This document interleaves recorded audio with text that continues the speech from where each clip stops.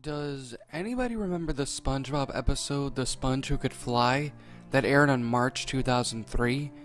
It was dubbed the Lost Episode by its commercials based on the episode's storyline, where Patchy the Pirate uses a treasure map to find the SpongeBob episode that he lost. The night before the episode was aired, I was sick with a neurovirus, practically vomiting every 5 minutes, and I was feeling too ill to fall asleep, so I stayed up and watched television. Around 2:30 a.m., my stomach started to settle, so I planned to turn off the TV and try and fall asleep. But as I was reaching for my remote control, the opening for the SpongeBob TV show started playing. SpongeBob was my favorite show at the time, so I couldn't miss out on watching it. Although I thought it was kind of weird that they were showing SpongeBob in the middle of the night, but I didn't think much of it. When the opening played, I noticed that the contrast of the animation was slightly darker than usual, and the theme song sounded a bit harsh and raspy. This made me feel a little uncomfortable, but I also tried brushing that off. The title card read, Lost Episode, so I figured that there was a mishap when the Nickelodeon was airing the Sponge Who Could Fly. When the episode started playing, it immediately looked out of the ordinary. It started off with SpongeBob sitting on his bed, slouched and looking downward with a somber look on his face. This was definitely not like himself. SpongeBob is so optimistic all the time. Why would he be acting like this? After about 10 seconds of seeing SpongeBob like this, he let out a big sigh. He then looked over to his bedside barrel, and the screen zoomed out on a pill bottle that was sitting beside his clock. Once the scene zoomed in close enough to read the text in the bottle, it showed that it was a Prozac one. The show then panned to a scene with a much brighter contrast, showing SpongeBob taking one of the pills, and then running off smiling and laughing. The fact that SpongeBob had to take pills to be, well, himself, made me feel rather uneasy, especially because mental disorders and antidepressants are more mature themes that obviously shouldn't find a place in any kids' cartoons. It should be noted that this was seen on a show intended for young children. The screen then flipped back to the original scene of SpongeBob looking distressed, while at the same time changing the contrast between a darker one.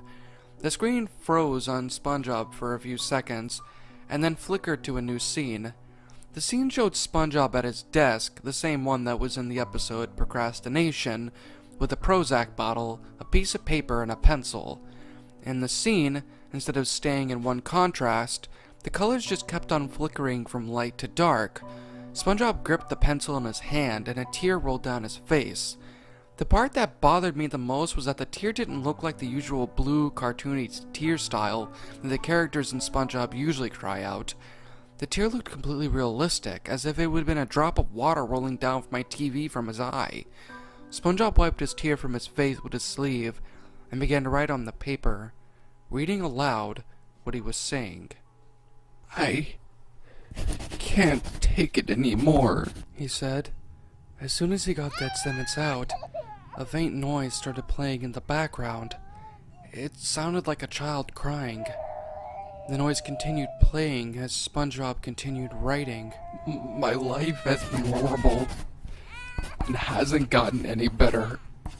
My best friend Patrick is only my best friend because he doesn't know any better. My neighbor Squidward hates my guts. He'd probably be happier if I wasn't around anymore. He probably would like that, wouldn't he? SpongeBob stopped writing and talking and started weeping loudly. The color of flickering started getting faster, and the cries in the background started getting louder, and it sounded more like children were beginning to cry. It could have just been my imagination, but I remember hearing one of the children very faintly say, "He's gonna do it." The children's cries got louder, and the colors kept flickering faster and faster, as SpongeBob continued to keep on writing in the note. The only job I can get is being a fry cook at the Krusty Krab. My boss, Mr. Krabs, refuses to even give me an actual paycheck.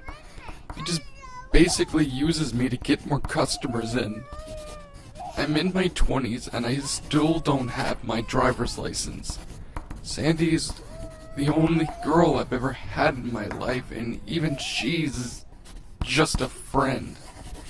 She's She's never had any interest in me. I'm pretty sure she's only my friend because she feels sorry for me. I'm sorry if I'm hurting anyone for doing this, but I just can't keep living like this. The screen froze for a few seconds. Then the show continued with SpongeBob writing his final sentence. The contrast stayed dark instead of flickering from light to dark, and the children stopped crying. It was an absolute silence before SpongeBob finally said his last word. Goodbye. The cries came back. SpongeBob quickly stood up, twisted the lid off of the Prozac bottle, dipped his head back, and let all of the pills in the bottle fill up to his mouth, and he swallowed them all whole. The screen twitched and the animation was darker but still visible. SpongeBob clutched his stomach and vomited realistic pale greenish-orange stomach bile. It was clear that his body was trying to cleanse itself from the overdose, but it was no use. SpongeBob collapsed onto the floor and lied there motionless until the screen finally turned to static. Needless to say, I was scared out of my mind and sleep was out of the question. Recently, I've been looking for the episode all over the internet, but not even one website seems to have it. If you recognize this episode, please, let me know. I need to know if this actually happened.